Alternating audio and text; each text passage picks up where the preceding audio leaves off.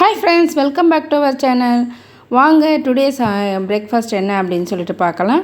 தினமும் ஒரே மாதிரி பிரேக்ஃபாஸ்ட் செய்கிறோமே, இட்லியில் என்ன டிஃப்ரெண்ட் காமிக்கலாம் அப்படின்றதுக்காக ஒரு கடாயை எடுத்துக்கிட்டு அதில் கொஞ்சமாக நல்லெண்ணெய் விட்டுக்கிட்டு கொஞ்சோண்டு உளுத்தம்பருப்பு போட்டு பொரிஞ்சு வரட்டும் அப்படின்னு சொல்லிட்டு நிறம் மாறுற வரைக்கும் வச்சுட்டு கொஞ்சம் கருவேப்பிலை கொத்தமல்லி போட்டு கூடவே கொஞ்சம் புதினாவே ஆட் பண்ணி நல்லா வதக்கிக்கிட்டேன். அதை ஒரு ஜாரில் 2 தேங்காவை சேர்த்து அரைச்சி எடுத்துக்கிட்டேன்.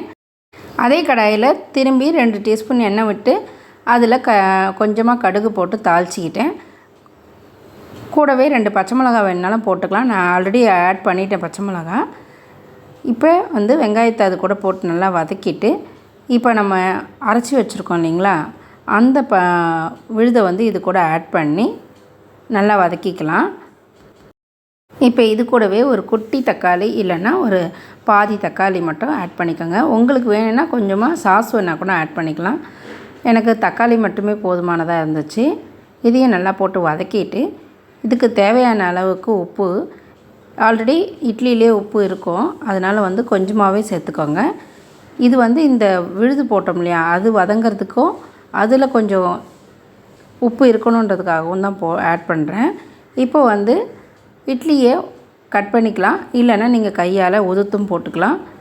உங்கள் விருப்பத்துக்கு ஏற்ற மாதிரி கட் பண்ணியோ உதுத்தோ போட்டு எடுத்துக்கிட்டு அது ஒரு பக்கம் இருக்கட்டும். அதுக்குள்ளே நம்ம கடாயில் இருக்கிற விழுதுகளோட கொஞ்சோண்டு மஞ்சத்தூளும் காரத்தூள் இல்லைன்னா கொஞ்சமாக கரம் மசாலா தூள், கொஞ்சம் காரத்தூள் ஒரு 1/2 டீஸ்பூன் சேர்த்துக்கோங்க. ஏற்கனவே நம்ம பச்சை மிளகாய் ஆட் பண்ணியிருந்தால் ரொம்ப காரம் வந்துடக்கூடாது. இதை நல்லா ஆட் பண்ணி நல்லா கலந்து விட்டு அது கூட ஒரு 1/2 டம்ளர் தண்ணி விட்டுக்கோங்க. நிறைய தண்ணி விட்டுறாதீங்க. இந்த தண்ணி விடுறது எதுக்குன்னா அந்த காரத்தோட வெடிப்பு போகிறதுக்காக தான். இல்லைன்னா நாக்கில் சுள்ளுன்னு ஒரு எரிச்சல் தெரியும், அதுக்காக தான். இப்போ நம்ம இது நல்லா கொதித்து வந்துடுச்சு. அந்த தண்ணியும் சுண்டிடுத்து இப்போ இது கூட நம்ம கட் பண்ணி வச்சுருக்கிற இட்லியை நல்லா உதுத்து விட்டுக்கலாம். நல்லா இப்படி ஒரு 2 கலர், அப்படி ஒரு 2 கலர் நல்லா கலரி விட்டுட்டு உப்பு காரம் எல்லாம் சரியாக இருக்கான்னு பார்த்துக்கோங்க.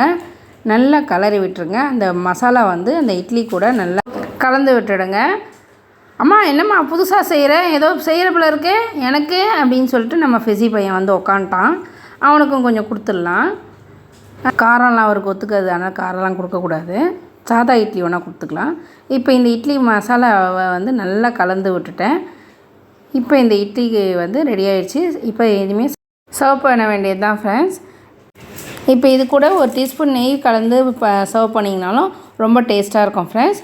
ஓகே ஃப்ரெண்ட்ஸ், இந்த வீடியோ பிடிச்சிருந்தா லைக் பண்ணுங்கள், மறக்காமல் சப்ஸ்கிரைப் பண்ணிவிட்டு பாருங்கள் ஃப்ரெண்ட்ஸ். நிறைய பேர் சப்ஸ்கிரைப் பண்ணாமல் பார்க்குறீங்க. ஒரு முறை இட்லி இந்த மாதிரி டிஃப்ரெண்ட்டாக ட்ரை பண்ணி பாருங்கள் ஃப்ரெண்ட்ஸ். ட்ரை பண்ணி பார்த்துட்டு எப்படி இருந்துச்சுன்னு சொல்லிட்டு சொல்லுங்கள் ஃப்ரெண்ட்ஸ். இந்த வீடியோ பிடிச்சிருந்தா மறக்காமல் உங்கள் ஃபேமிலி ஃப்ரெண்ட்ஸ் எல்லாருக்கும் ஷேர் பண்ணிவிட்டு சப்ஸ்கிரைப் பண்ணிவிட்டு ஆல் ஆப்ஷனை கொடுத்துக்கோங்க ஃப்ரெண்ட்ஸ். அப்போ தான் நாங்கள் போடுற எல்லா வீடியோஸும் உங்களுக்கு நோட்டிஃபிகேஷனில் வரும் ஃப்ரெண்ட்ஸ். தேங்க்ஸ் ஃபார் வாட்சிங். பாய்.